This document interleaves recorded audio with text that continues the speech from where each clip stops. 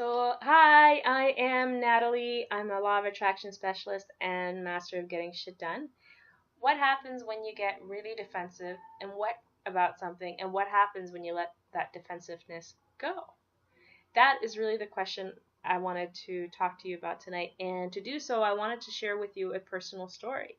And it's one that is kind of hard for me to talk about. It's not something that I've ever shared with anyone because I've been too defensive about it. Actually, I've been defensive about it since I was about 6 years old. If you've been following me for a while, you know that I'm not the best writer. You know that I misspell words, I miss words, there's just a whole bunch of stuff going on with typos, and I will tell you that it has nothing to do with Facebook posts, with me going too fast. Maybe sometimes, but most of the time it's not that. I can read the sentence on the page and think it's fine. There's nothing wrong with it. I hit enter and then I see it. I just don't see the words on the screen. And I thought that was pretty normal, actually. I thought that was the way that things were. And I know that I knew that I had a problem. It's not like I'm 42 years old and this is like, up in my face for the very first time. And it's come up over and over again. And every time that I came up at work or with my mom even, I thought, oh my God, I'm this idiot. I am university educated. I am super smart. And yet I can't put two sentences together that don't make sense or that are missing words, and I can't edit for the life of me. When I wrote my book, I actually developed code to pick up issues in my writing. That is what I thought editing was.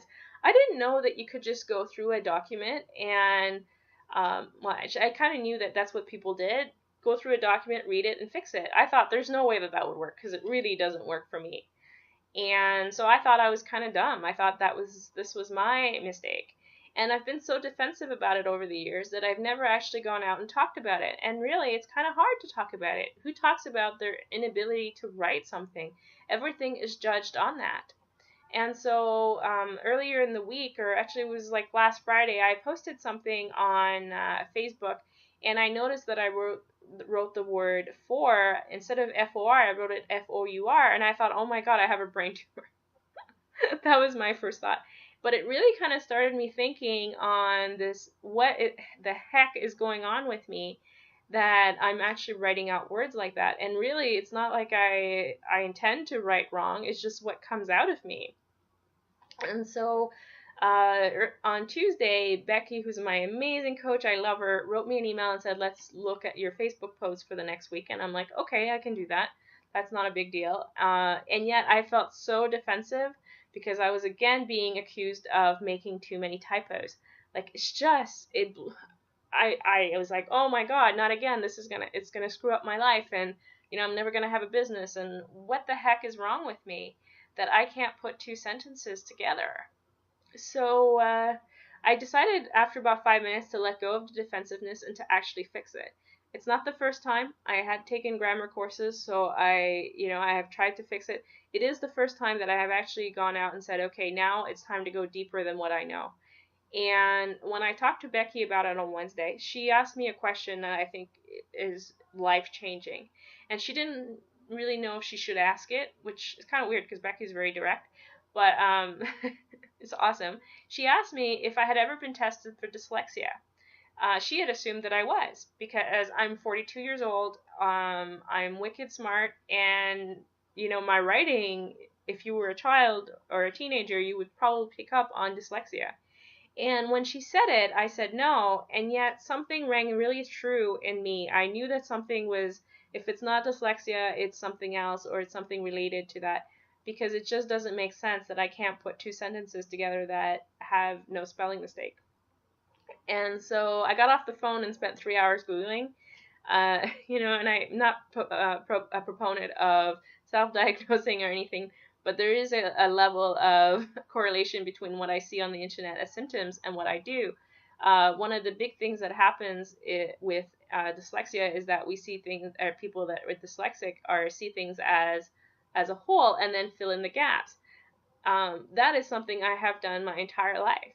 And as I was reading the symptoms, I realized that my brother is like this as well, and he actually had more of the symptoms than I did. I think I just had better coping mechanisms.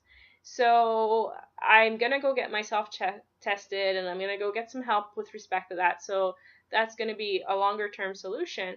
But right now, what I've done is I've gone out and actually found a piece of software that reads things out to me, which is really cool because when I read them out, I fill in the gaps so I don't actually see what I'm actually putting out on the page. So I'm not actually copying with it, which is really kind of interesting and cool when you think about it. So I'm actually going to use the software in my Facebook posts coming up and my emails.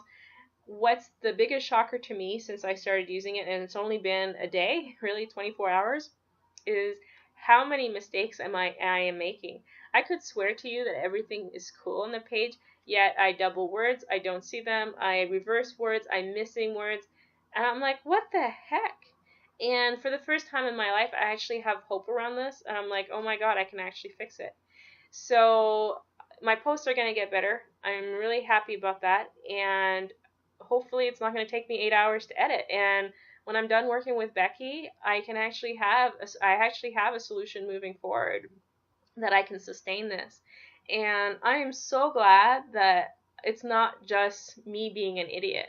There and we'll see what happens and what they say and what the psychologists say, but I'm really glad to actually have been gone past the defensiveness and look for a solution, because now I have a miracle that happened to me this week. It's a miracle. I can move forward from here and grow and manifest something different.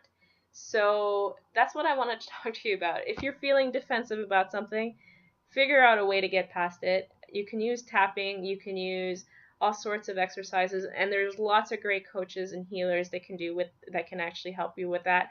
That is part of what I do with my clients. I know I call it manifest more, but releasing resentments, regrets, rejection, fears, all of that is what I do. And I'm not like I have a totally different set of skills that I integrate in the way that I do things. So, and it's really fun. So if you want to have a session, that's fantastic. But my point was not to promote me here. It was to actually tell you that if you're feeling defensive about something, do what needs to be done to actually get past it. Because when you do get past it, you're going to be able to manifest more of what it is that you want. And I believe that you have that birthright, and it is your right to actually manifest.